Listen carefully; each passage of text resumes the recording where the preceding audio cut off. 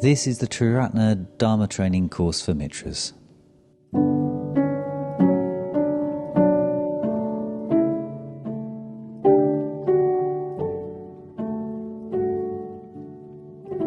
Compiled by Vedanya and produced by Sangaruchi. Music by Sarvadarshin.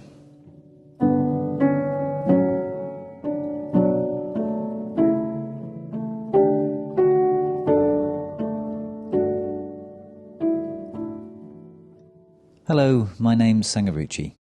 This course is usually offered in Triratna Buddhist centres to small groups.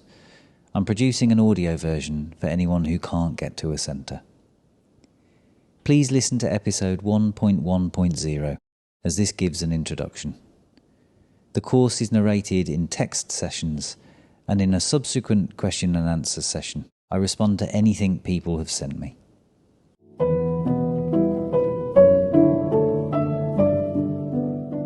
Do send any questions.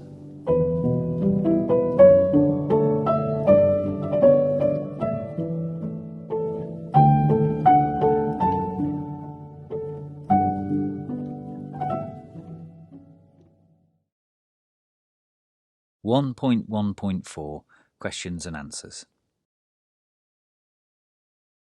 So the first question is, what is the unconditioned mind? I think the technical answer for this would be that the unconditioned mind means unconditioned by greed, hatred, and ignorance.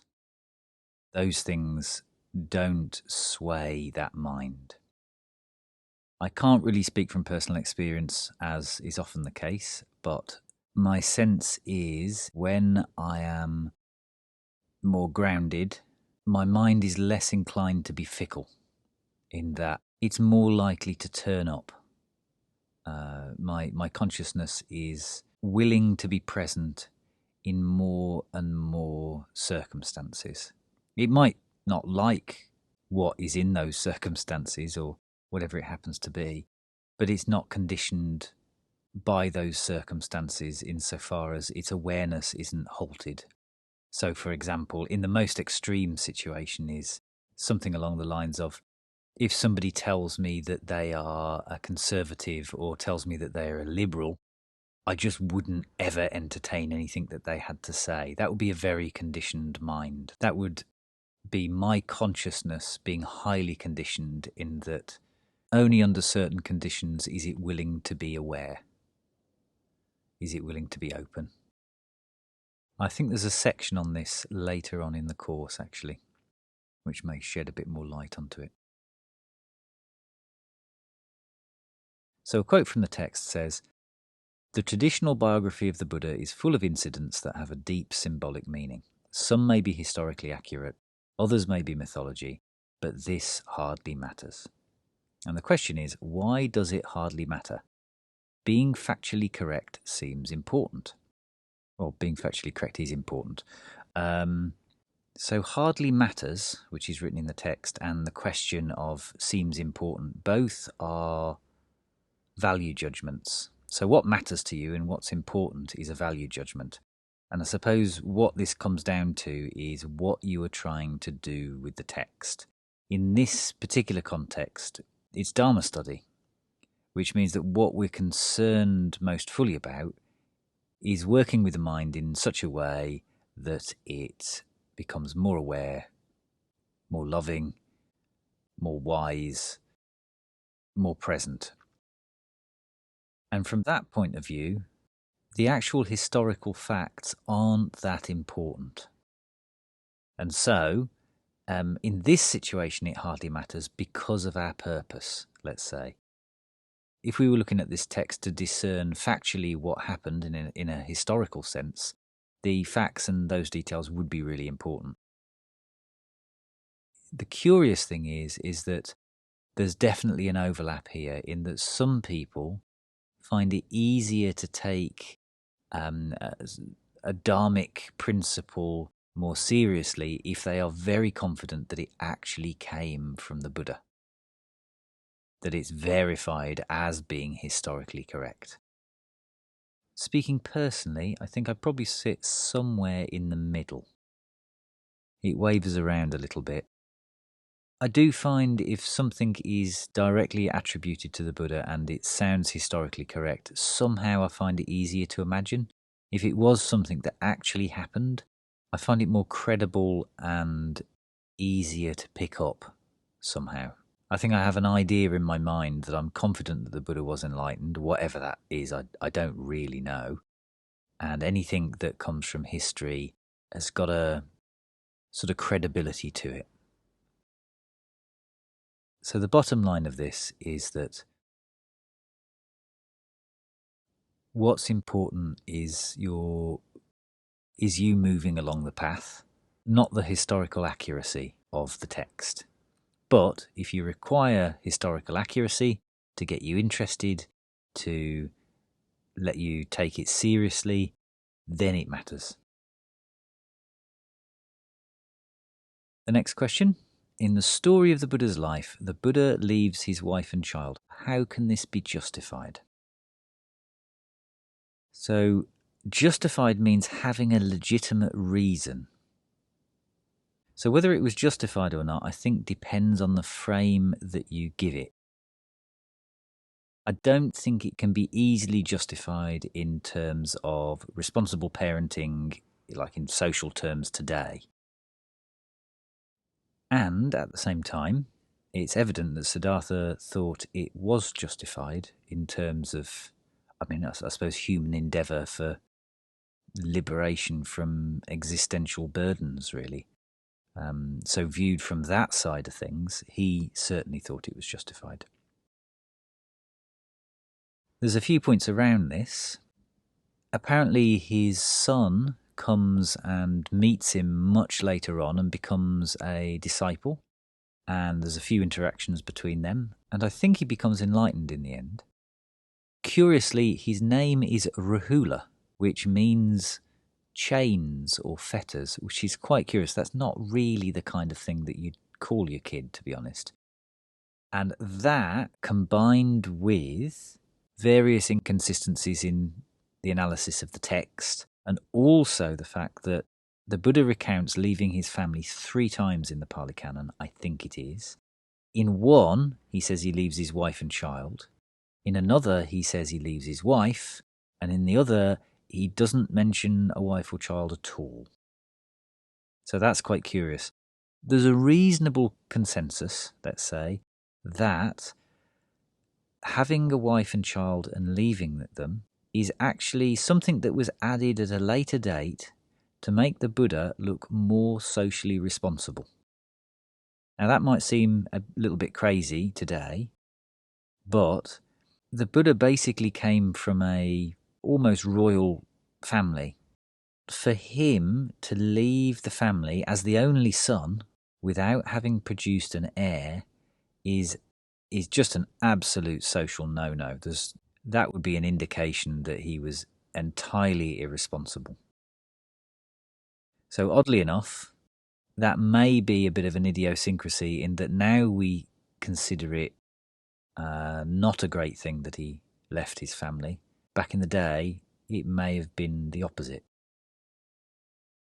More broadly than this, I think most of the things in the Buddha's life story have a symbolic significance. So there is the historical aspect, and we can talk about that.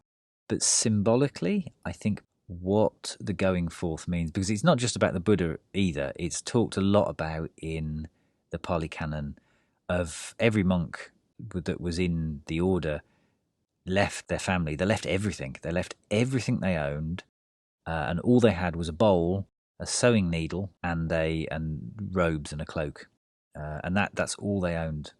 So they'd all given up the family. More broadly than the Buddha's specific going forth is, I think, an acknowledgement that you can't even rely on your family or your inheritance or your house or your money or even your children to resolve your suffering. They can certainly meet some practical and pragmatic and emotional desires, but they can't resolve your existential situation. If you're having children to avoid impermanence or relying on a partner to offset your existential aloneness, or if you're wanting a family unit as a way of maintaining security in this fluid and undefined reality, these things are potent aspects of life, and they can easily be seen as bigger solutions than they can actually provide. And so letting go of them, the going forth, it was something that was seen as a really important step. So how does this apply in my life, in your life? Because this is a recording on the internet, I would be extremely reluctant to even start to get into that. I think probably the only thing that I could say is that if you equate going forth purely as the act of never seeing your family ever again, that's not really going forth. That's probably running away from a problem. It's not just about abandoning people. That's not... There's going to be ethical implications to that, and your conscience and your meditation are probably going to be not helped by that. Not even to mention the actual mess that you're going to leave behind, you know. And at the same time, the other extreme is to think that I'm just going to continue to practice Buddhism. I'm just going to continue to look at my mind and look at my motivations and the way that I engage with people and the world around me. But nothing's really going to change. My relationships with my family's not going to change. My relationship with work's not going to change. My relationship with money's not going to change. I'm just going to have Buddhism as a hobby. I won't really have to let go of any of the major foundations in my life. I think you might be in with a shock with that. It's not necessarily that you have to give anybody up, but if you do continue down the path, things are going to change. I mean, it doesn't even have to be existential truths that you come into contact with. It can just be psychological truths. It can just be things about your character. I was on retreat several years ago with a guy who found out that he was gay due to Buddhist practice. It's an aspect of himself that he hadn't entertained, hadn't allowed, hadn't looked at, and one way or another, over the process of a couple of weeks, he finally come to that realization, and he had to let go. He had to let go of his sexuality, and of course, his relationship with his wife was changed, and their cohabiting situation, and his relationship with his kids. And so I think in the idealistic sense, people can see letting go as the lopping bits off of your life and not looking back. I think that's a crude and unfortunate interpretation of that. I find often the things that you need to let go of are things that you don't particularly want to let go of. But in light of the reality that's in front of you, you sort of don't have a choice, really. So whether it was justified for the Buddha to leave his wife and child, even if that did happen, I don't think in those situations you're left with much of a choice. I think if you have a particular calling that you just have to pursue, you may well have to let go of things. And that doesn't necessarily mean you don't see somebody, but it may mean that you stop relying on them in quite the same way that you did, or You stop relating to them as a refuge in the way that you did, which frees up resources for you to pursue something else. And so letting go of things in that sense to make room for something that's somehow intrinsic, or no, that's not a good word, that's deeply compelling, I think can be a positive move. But I think if you're just giving things up because you're supposed to and you're a Buddhist, or even worse, if you're dropping people because you don't like them, or just getting rid of situations because you don't want the responsibility, I think that can be quite problematic.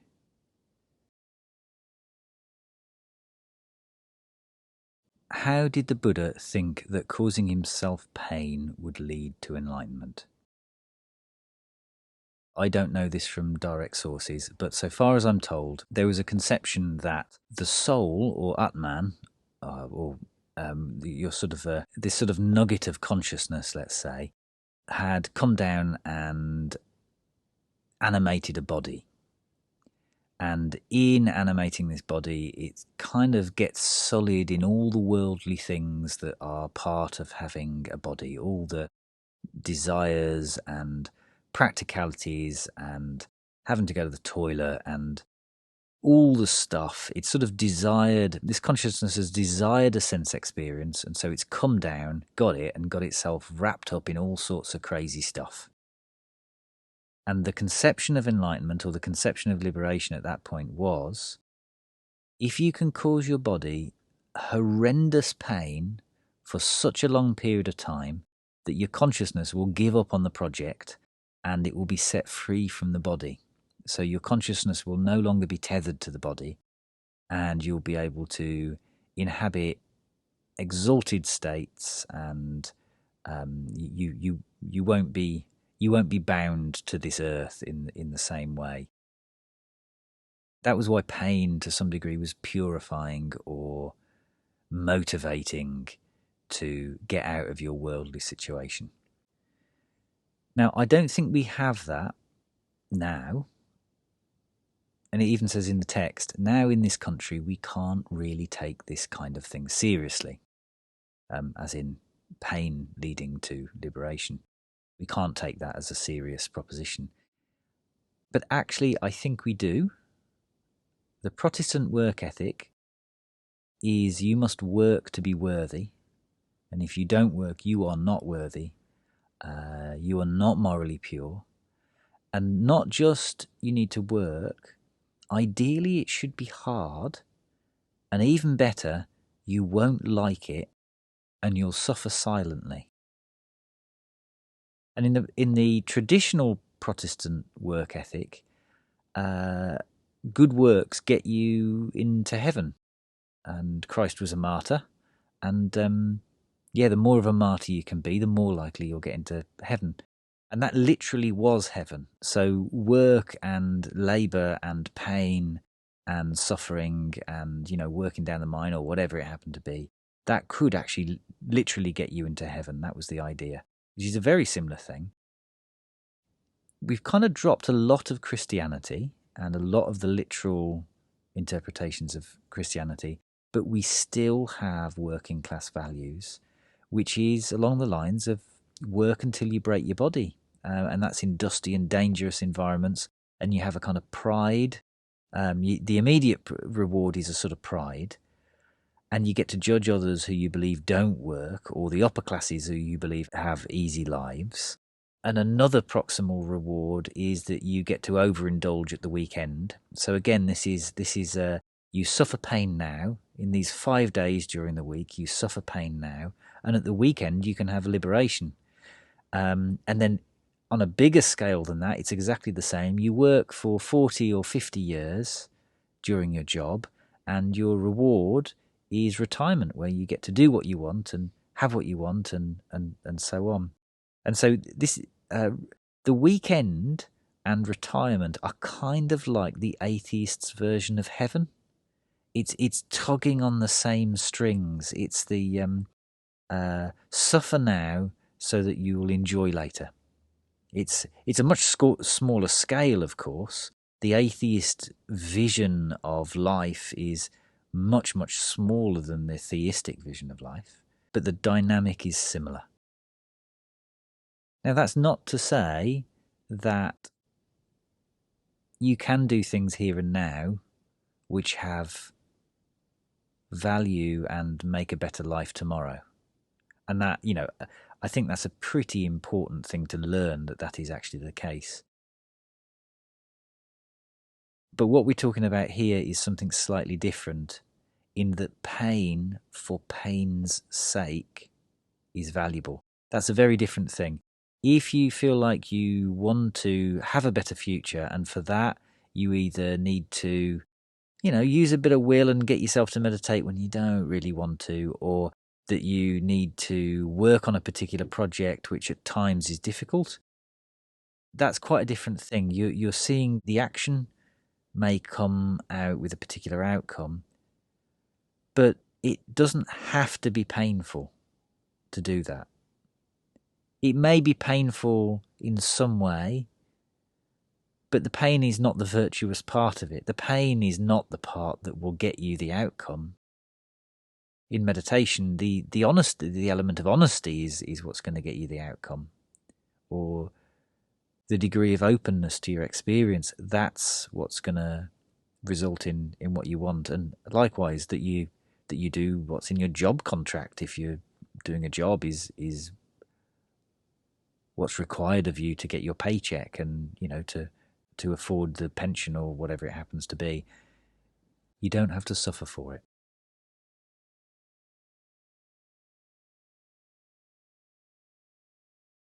The next question is, one of the declarations when you become a Mitra is that you are a Buddhist. Isn't this just adding another identity? Identity is quite a complex thing. So we might like to divide this up into 3 different sections to begin with. I'm going to try my best to have one way of describing this. So there's sense impressions, there's pragmatic identity, and then there's taking refuge in an identity. So the sense impressions, words are not a problem. They're sounds, or they're black and white squiggles on a page. In their immediacy, they are just sense impressions.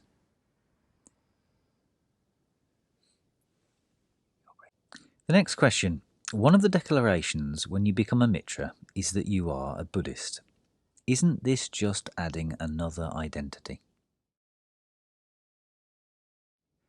So this is a tricky one. Yes, it is. And how to describe this? You might like to divide this up into 3. So when we're talking about saying that you're a Buddhist, there's 3 layers to that. Or when you say you're anything, actually, there's 3 layers to it. The first layer is the sense impression. The second layer is the pragmatic identity.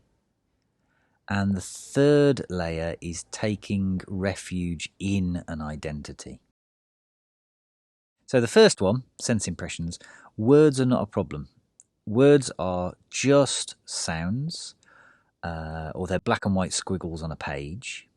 And in their immediacy, they are just experience, pure experience. So sounds like naem, pani, su. So those are 3 sounds, and they probably don't mean very much to you. I'm sure there'll be some differences in how people hear that, but largely speaking, you'll be hearing pretty much the same thing as other people. Next is pragmatic identity, and that's basic samnya, which means sort of mental categorization, let's say. So some sounds we have no mental categorization for, like naem, pani, and su. But some sounds we do have a mental categorization for, and they point to other experiences. Essentially, if a sound has a meaning, it's a word. So On top of sounds, we place identity. And at some point in this list, identity will kick in, and you'll notice the moment this pragmatic identity kicks in. So we'll go through a little bit of an extended list. Naim, pani, sol, agua, Wasser, water. So if you only know English, it would have kicked in the last one, water. If you knew German, it would have kicked in the fifth one, which was Wasser. If you knew Spanish, Turkish, Hindi, or Thai, it would have kicked in any of the previous ones. So the word water, let's just assume you only know English for this example.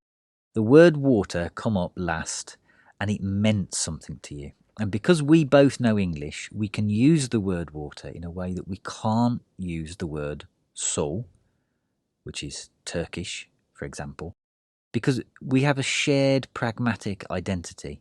And the pragmatic identity we have around words is so uniform across a population that we can actually have things like dictionaries. We can look up to what the general understanding of that word is. No one would use the word water instead of bicycle. Nobody does that. You might use slightly different words. There is, of course, variation, but it's incredibly uniform considering the number of people and the number of words. Now, let's look for the last layer. And the last layer is taking refuge in identity. So I'll say some more words, a different list of words, and let's see if you can notice when this last layer comes in. Water, medicine, social worker, bacon, conservatism, gender identity, immigrant. So you may have noticed that particular words there may have stood out to you as being sort of hot, them being compelling, or that had a lensing effect on your consciousness that others didn't. Your response is conditioned by your identity. It's conditioned by what you personally, emotively identify with, and what has been bound up in your experience and what is part of your life story. And that is quite unique to you. So, for example, if you are very politically active, the word conservatism might have jumped out at you.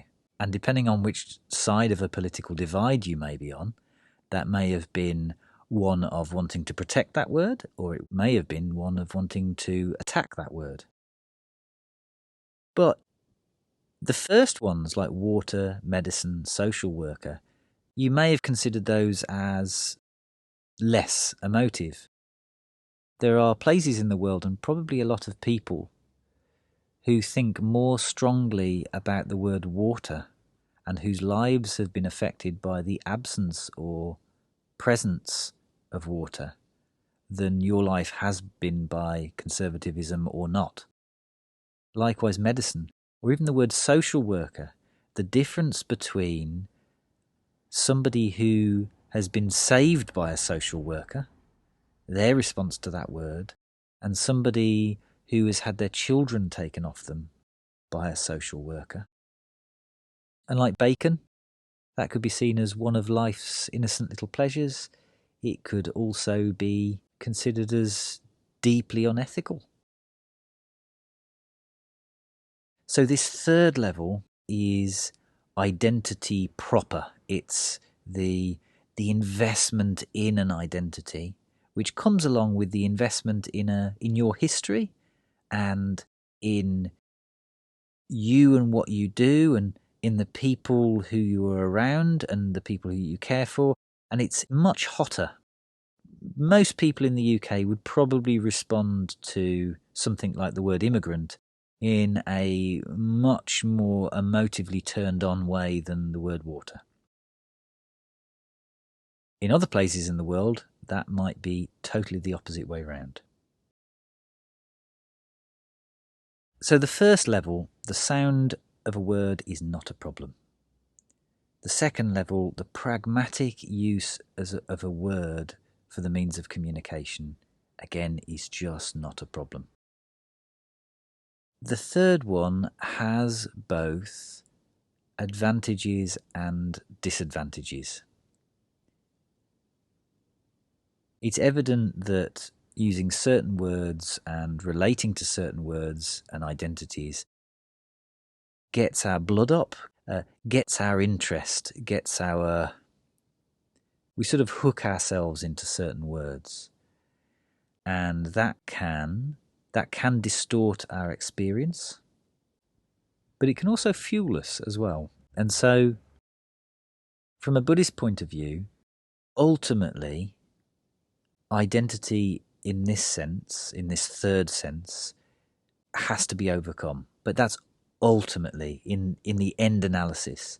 And that's because identity of this kind can override our immediate experience, which is a serious problem when you're trying to see things clearly. Yep. It can override our experience insofar as we may know that somebody has a different political or social stance to us, and because of that, we cannot listen to them. We cannot take them seriously, and we rule them out entirely. At that point, it's not possible for you to see clearly. It's not possible for your consciousness to be unconditioned insofar as it's free to be wherever it needs to be. It's confined to me and my club.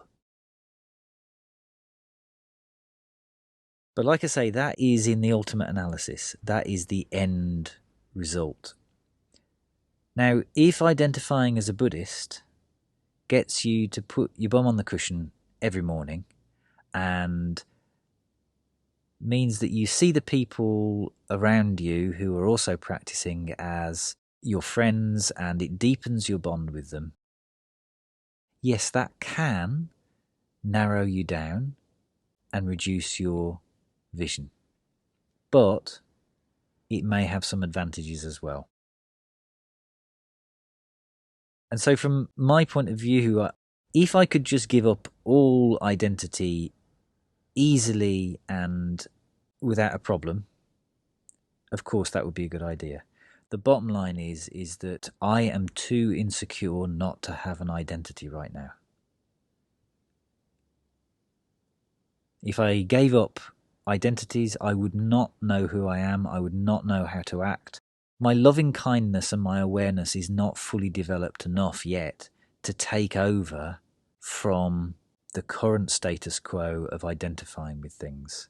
Because identity tells me how to interact with people and what's going on. And it does that fairly well, I would say. I've got a reasonably okay identity which allows me to function in the world.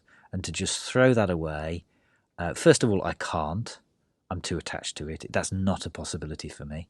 And secondly, if I did, I'd probably pick it back up again because I'd be a gibbering heap. I would be non-functional. So the general approach that I find is switching my identity to more subtle identities and more useful identities. And not taking those identities as seriously. Taking them as provisional, let's say. Taking them as valuable but provisional. And making a conscious choice over which things I do identify with, what causes and what people and actions and memories that I do identify with and which that I don't. So I'll tell you a few little stories to maybe flesh this out a little bit. When I'd been coming along for a few months, I was trying to make a decision on whether I would call myself a Buddhist or not.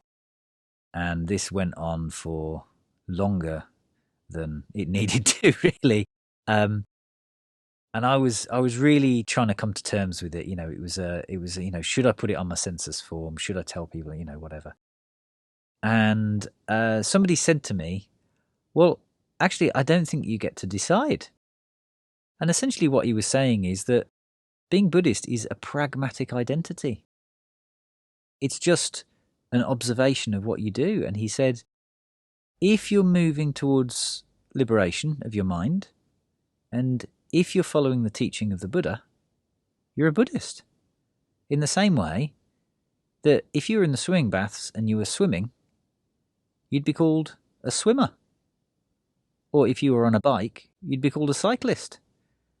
It's not something that you fundamentally are and always have to be, or that you are basing yourself on in any way. It's just a description. And if you're doing those things, that's the best word to describe what you're doing. I don't know if I entirely agree with that or not, but I found that useful.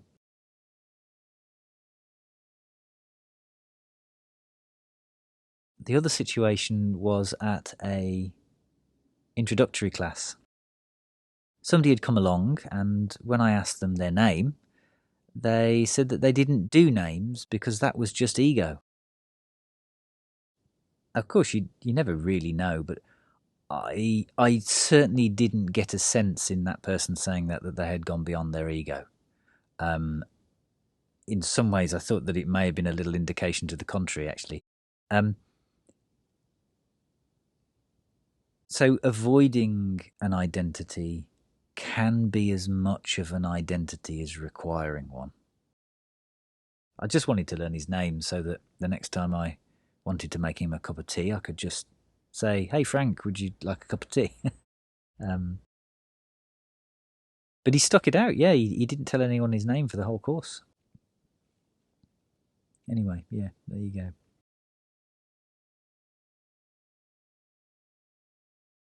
The next question is quoting the text.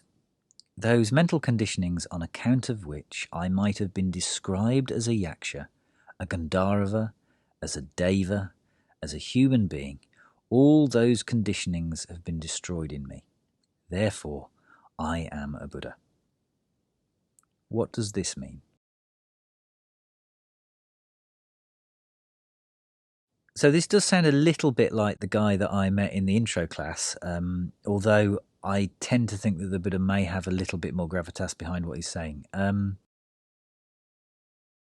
I think largely what he's communicating here is that I've gone beyond the capacity for you to pin me down, to define me, to stick me into a known box. There isn't a box that you have that I can fit in. I think it's probably a succinct way of putting it. I think we have an idea that identity tells us what we are. And I think that's incorrect. Largely speaking, identity actually tells us what we aren't. Because if I identify with my name, Sangaruchi, that tells me one person that I am and one set of experiences and narratives and views and so on that I am. And it tells me multiple billions of identities and ways of being that I am definitely not. So identity, oddly enough, is like if the universe is this immense field of colourful flowers, identity is where you take a little fence and you wall out a small area of it and you say, these flowers are me. This little area here is me.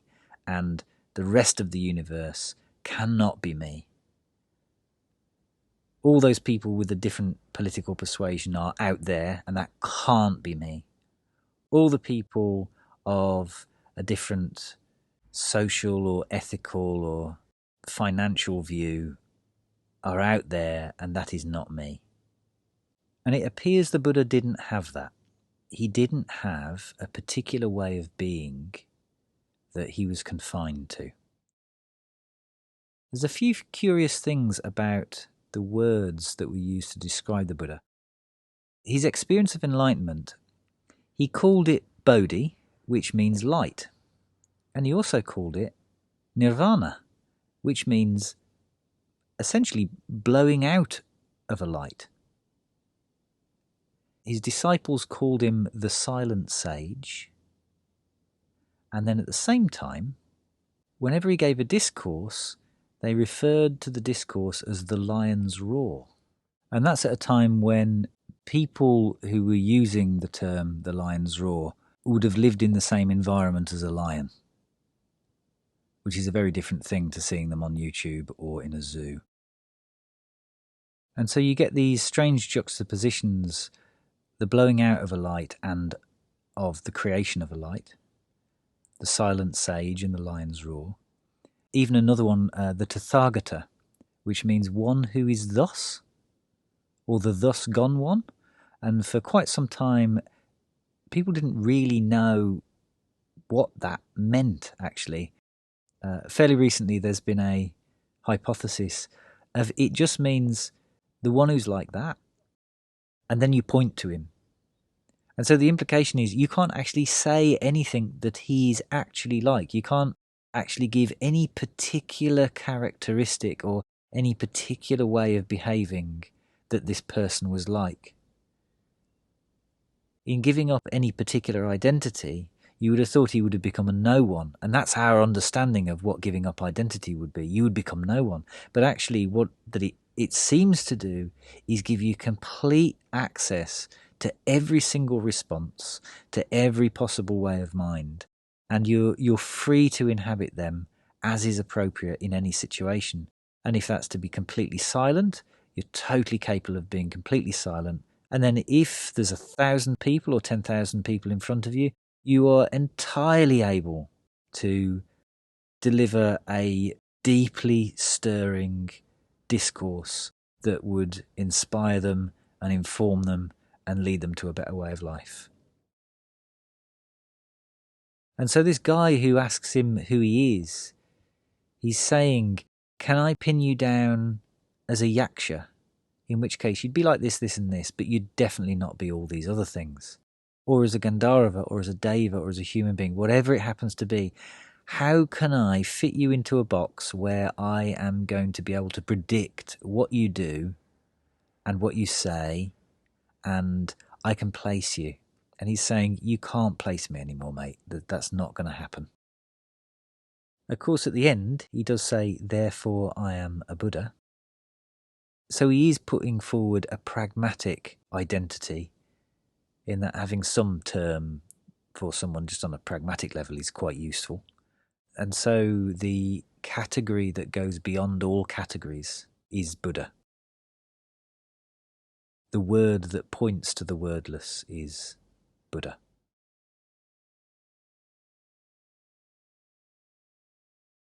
Do I have to believe in rebirth? There's a whole section on this later, so I won't go into detail here.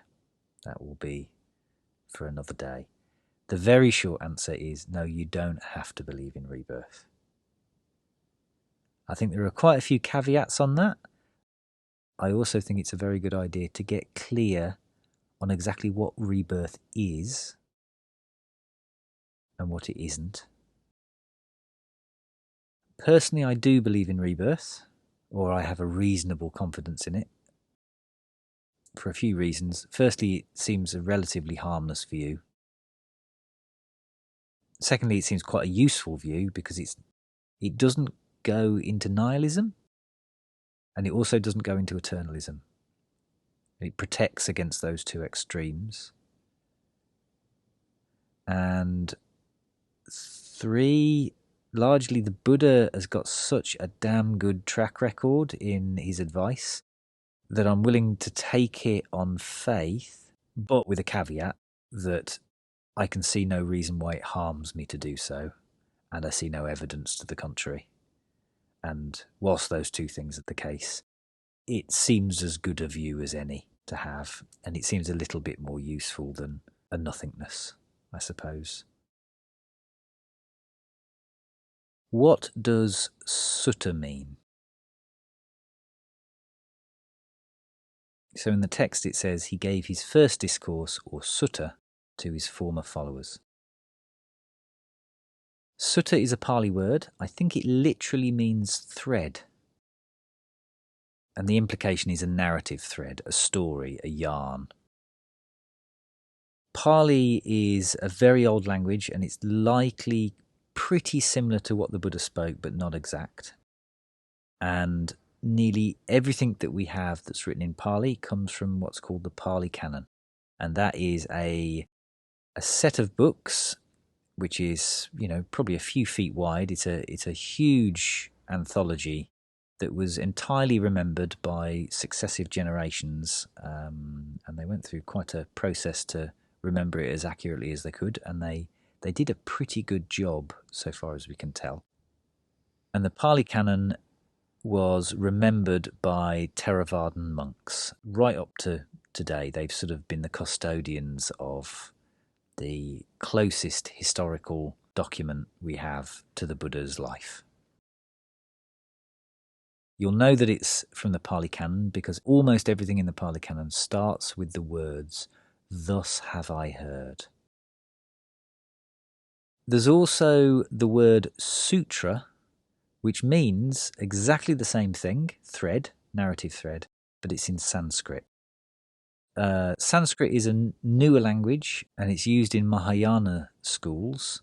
So this is the sort of second flowering of Buddhism. These stories, they often feature the Buddha, but they're much more imaginative. They're much more sort of cosmic and colourful in their discourse.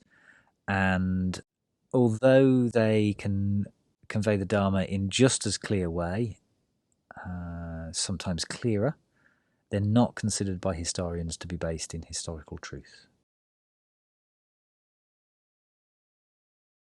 So sutta is in Pali and sutra is in Sanskrit. Where do I find these texts? So all the texts that we've had so far in the study course have been suttas, and they're all in the Pali Canon.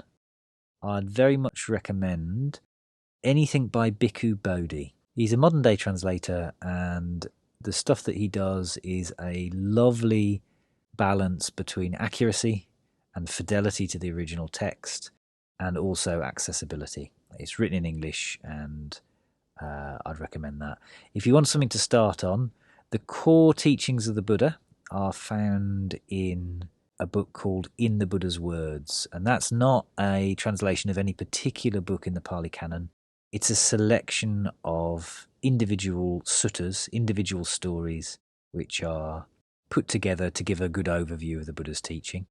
There's another one called The Disciples of the Buddha, which give more of a narrative and give more of a character study on the Buddha's main disciples and to some degree on the Buddha.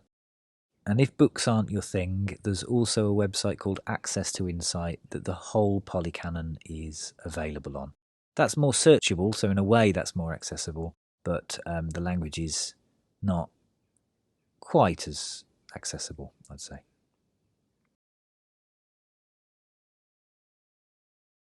So the last question is, what is enlightenment, and are there even any enlightened people alive today?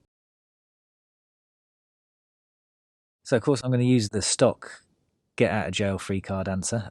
Technically, it's the absence of greed, hatred, and ignorance. Experientially, it's not clear to me. It's evident in my experience that there are times when greed, hatred, and ignorance are greater, and usually my life is more miserable when that happens. And there are times when it's less, and my life is generally a lot better.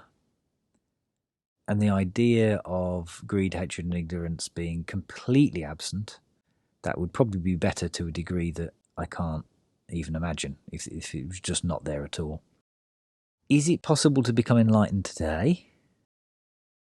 I don't know, but I'm certainly willing to give it a go. And even if it's not, having a bit less greed, hatred, and ignorance would just be a good thing. I remember talking with someone years ago, and we both come to the conclusion that we hoped that we were both a long way from enlightenment. Because if we were both very close to enlightenment would be a bit crap. So we were both hoping that we were currently a very, very long way from enlightenment, because that would mean that life could get considerably better. The ceiling of human experience could be far higher than our current experience, which was really heartening, which is a bit of a topsy-turvy way. You often think, I'm close to the goal, but actually, when you think about it experientially, it makes more sense to hope you're far away from the goal, oddly enough. And are there any enlightened people alive today? I don't know. I'm not quite sure I would be qualified to say, even if I met an enlightened person. There was a story of two monks in I think it was Way of the White Clouds by Lama Govinda, which is a wonderful book written by one of the last Westerners to travel around Tibet before Chinese occupation. There was two local lamas, these sort of Buddhist teachers who went round this particular area. And somebody asked one of them, is one of you more developed than the other? And the answer was, yes, one of us is more developed than the other. And the next question was, which one is it? And the answer to that one was, that's not very relevant to you because you wouldn't be able to tell the difference, which is a little bit pokey. But it's something along the lines of, if you're a 3-year-old, you don't really know the difference between a 10-year-old and a 50-year-old. I mean, they're just so way above your capacity in so many ways that you can pretty much learn from a 10-year-old just as much as you can learn from a 50-year-old. Like, they walk, they talk, they can play whatever board game far better than you. It sort of doesn't matter, actually. You only need you need people around about the same level as you. I think that's really important. You need someone who is far enough ahead of you to just give you some pointers on the path. The next step, really, or maybe the next 2 or 3 steps. And then I think at a certain point, it's very helpful to pass what you've learned on to other people. I don't think we need enlightened people to make the next step. And every step is worth making, I think. So one final anecdote on this, which is one of my favourites. I lived in the same retreat centre as Sangharakshita for a while, and I wrote children's stories. And I said that I'd read in one. And so I went in and sat down, and I, said hello and whatnot. And I started to read him this story, and it was called The Oak and the Acorn.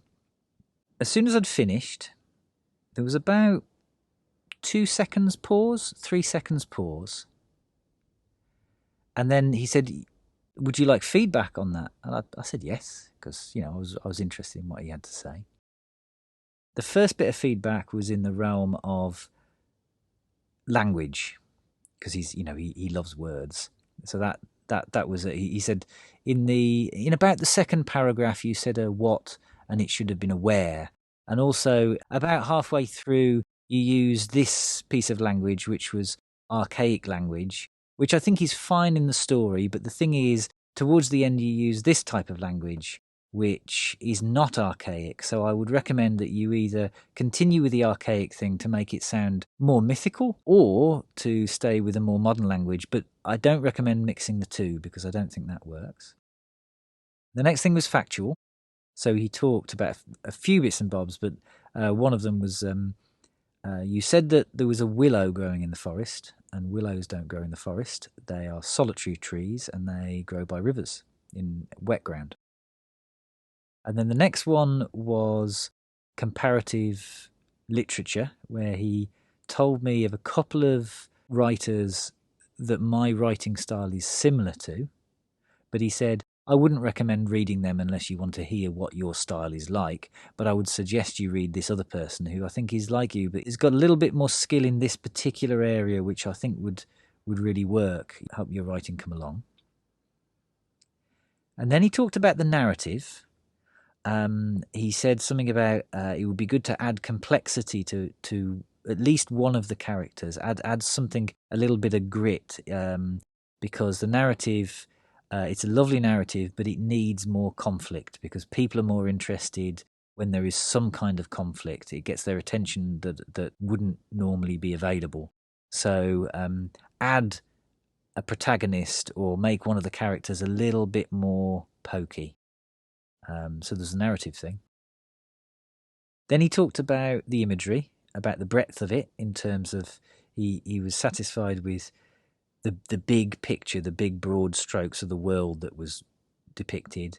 But he said there was little areas of detail which would really bring it alive for some people, and he'd recommend putting a little bit more touches of detail here and there for those, because he thought I was probably more intuitive than detail based. So just, you might want to consider that.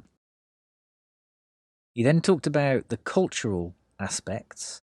He said these elements were very good, but do bear in mind that if this was in India, those elements would be interpreted slightly differently and in this way, and this is what might be the consequence. So just bear that in mind if you're sending it to anyone in India.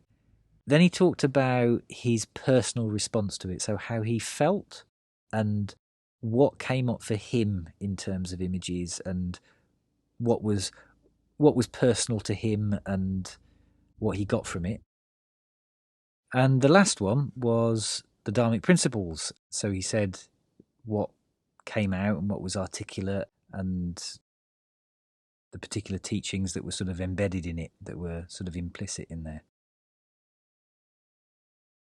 So after all this, he then asked me if I would like to read him another story, which I didn't want to read him another story.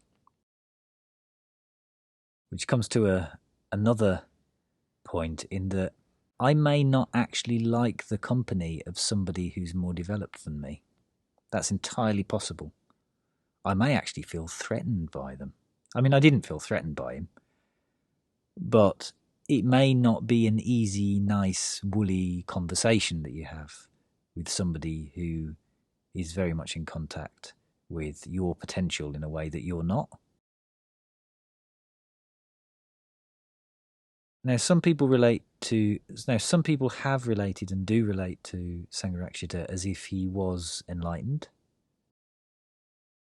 I think most people in the order would relate to him as if he has a significant degree of development in his mind and mastery in the practices. I think that's pretty certain.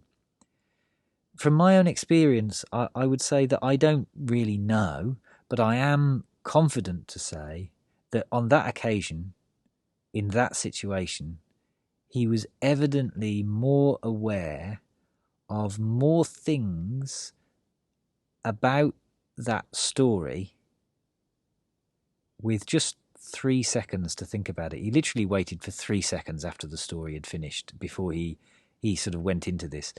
There was more available to his mind in those 3 seconds than there was to my mind in multiple weeks of writing that.